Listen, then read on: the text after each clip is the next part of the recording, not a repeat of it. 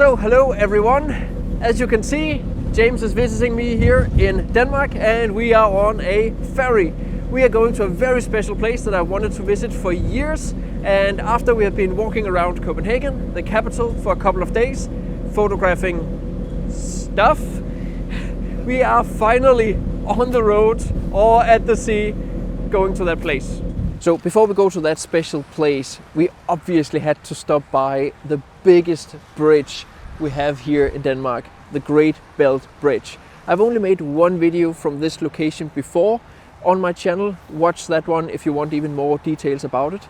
But this morning we sadly didn't get any sunrise whatsoever. However, we do have really great haze in the air. So we get a lot of depth, perceived depth, between the foreground part of the bridge and the more distant part of the bridge, because it's so big. So it's like going into the haze. And it's actually really simple. I'm just putting on the long lens, zooming in and getting a photo of the bridge. So after a little bit of debating with myself whether I wanted to put in the effort, I decided to just go with one of my good old tricks. So right now I am focal length blending, and I'm actually really extreme with this. So I'm taking a photo which is all the way out at like 200 or so millimeter, and then I'm going to blend in a foreground which is taken at 16 millimeter. So the foreground, as you can see right here, just some stones with some water coming in. But as you can see here on the GoPro, when photographing the bridge, I'm really zoomed out, even here with my DJI Osmo Pocket. And you can see right here, you can hardly even see the bridge there in the background, even though it's quite a lot, like just right here in my face. So a long lens photo of the bridge right here, and then I'm combining it with a foreground photo of waves crashing in over these stones. So settings wise, I'm trying to hit a shutter speed of about 1/3 of a second. Then I just change the aperture to what I need, and ISO 100 just to get the cleanest possible photo here.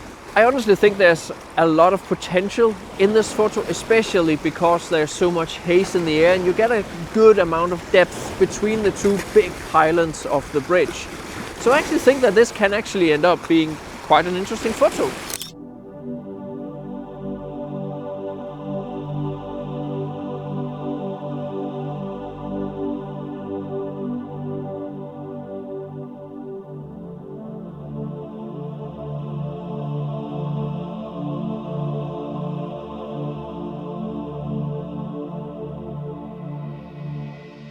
Focal length blending is one of the many techniques I teach in my big Photoshop for Landscape Photographers post-processing course. I've designed the course so it's easy to get started for both beginners and advanced users. So if you want to learn all the advanced editing techniques I use for my landscape photography, be sure to use the coupon code and enroll via the link in the description of this video. Like, I have brought James to one of the most epic bridges in the entire world, and he's literally photographing a bench.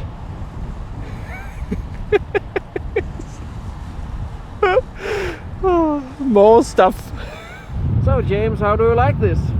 Yeah, I really like it. It's freezing, but that aside, I really like it. I'm just perplexed by this shadow. There's basically, as you can probably tell, there's just no light at all, and yet there's a super dark shadow running the whole way underneath the bridge. Like, I've done photography quite a long time now. I thought I had an understanding of light and shadow, but that just looks much darker than it should be. No idea. So even though it was fun to walk around Copenhagen to photograph stuff, oh, it's just so pretty. And the noise of that engine, right? Oh, peaceful. well, okay, I actually did get 1 or 2 or 3 photos that I really liked.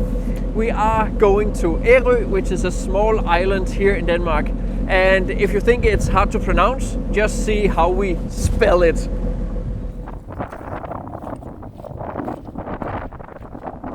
So I have waited for a special occasion to come over to this island, and when James wanted to come over to Denmark and visit, I just knew it would be the perfect time to come over and visit this beautiful, beautiful place with all these minimalist small huts.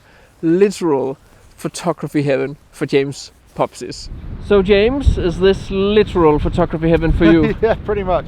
It's definitely different to what I was expecting, in that some of them are quite close together, which provides, I suppose, a bit more interest than just photographing huts square on. You kind of get to work out how to kind of play with them together, which I'm quite enjoying. Good. Yeah. So the biggest issue, if I may say so, with photographing these huts, and even though they're very remote in Denmark, there's not a whole lot of people who actually come here. Those people who do come here kind of end up with the same photos, because it is really, really hard to make anything that is just like remotely original here.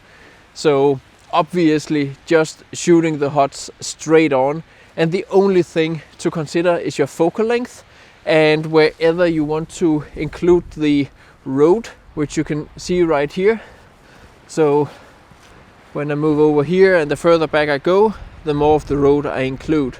And depending on which one of the many huts you photograph, you kind of have to take it into consideration where you place the road and whatever else is in the foreground, and whether you are shooting like one hut straight on or you want to include more huts. And obviously that basically just comes down to how far there is between the different huts. Now, shooting the huts straight on is what I consider to be the most obvious thing to do. And it is like a really, really nice, super simple, very minimalist photo. And I really like that. It's definitely going to be a really nice little collection of photos here. So probably going to choose like my 5, 6, 7 favorites and just make that into a small series or something like that. But yeah, beautiful, beautiful little place. The good thing about photographing in a place like this is that you don't even have to use your brain. Like, all photographers who go here get exactly the same photos. Huts straight on, huts with a trail in front, a couple of huts in one frame, and a collection of photos with single huts straight on. And that's about it. It's notoriously hard to make anything remotely original here. There's an S-curve road. So in a desperate attempt to do anything that is just like remotely original, I have come out to this sandbank here in the background, and I'm shooting in towards land, towards the huts here. And the only issue is that I do have quite a lot of seaweed on the beach, so it's kind of messy, sadly. But maybe if I crop the photo like all the way up, almost so that I put the hut at the bottom, so I only have like grass, hut, and then sky, it could maybe work, but not entirely sure. Very easy, just the long lens on, zoom in, f7.1-ish.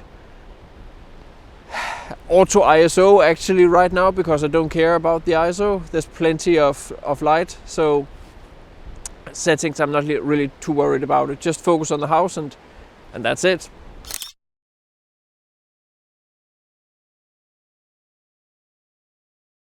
If you ever do decide to come and visit Denmark, be sure to get my digital landscape photography map.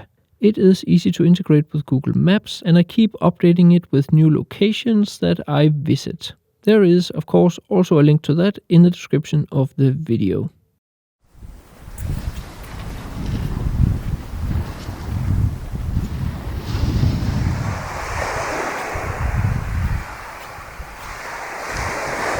So it's the day after in the morning, so good morning. We have come to a little bit different place. Still a lot of these beach houses, very quaint, very beautiful. But we do have a little bit more opportunities to walk around these beach huts and find different angles. And yeah, as you can see here behind me, I am actually trying to compose a scene right here. There are fewer beach huts in this area, but it is easier to make different compositions than just the straight on ones that I also make here. But this one here is actually really cool because I have the beach huts here. They go into the background, and then I have like this little, well, you can hardly call that a peninsula, but a little beach place that goes out. As you can also see, of all days, it is of course also today that it has decided to be foggy, the day where I can't really use it for anything. There is a little bit of a small forest over there, but generally we came here to photograph the huts. The good thing is that it does obscure the background town a little bit in this location. So in that way, hopefully we can get a little bit more clean photos when we shoot the huts straight on.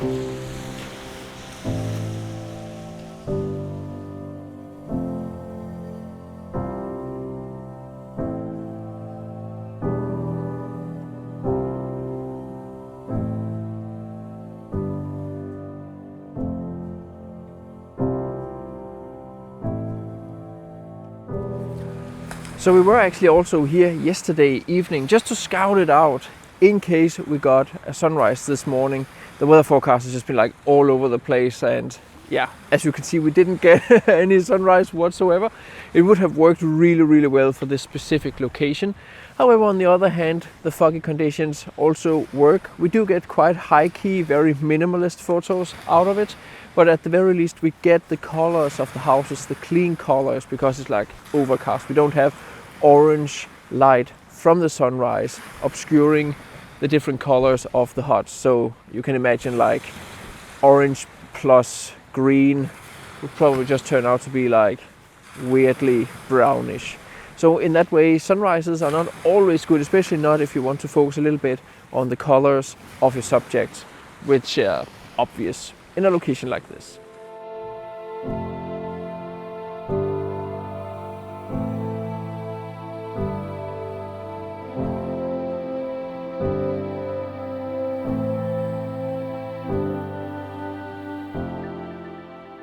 So now I walked around a bit and tried to find different compositions and used the fog for the most part to my advantage. I gotta admit, I think I prefer the other place.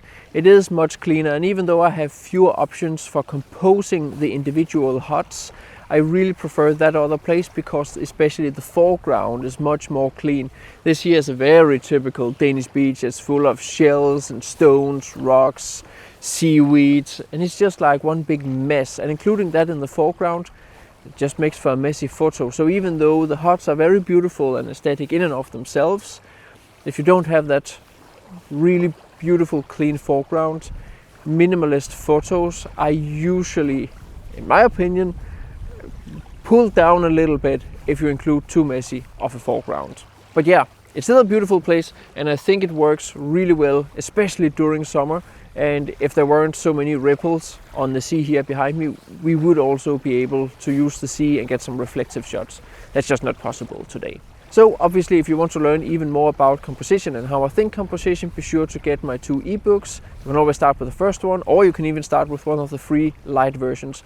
There are links down in the description. They're super easy to read. There are tons of examples of what I talk about in regard to depth, balance, how to use light and shade, how to show scale, how to create flow, and all sorts of other stuff I cover in those ebooks. And as mentioned, there are links down in the description.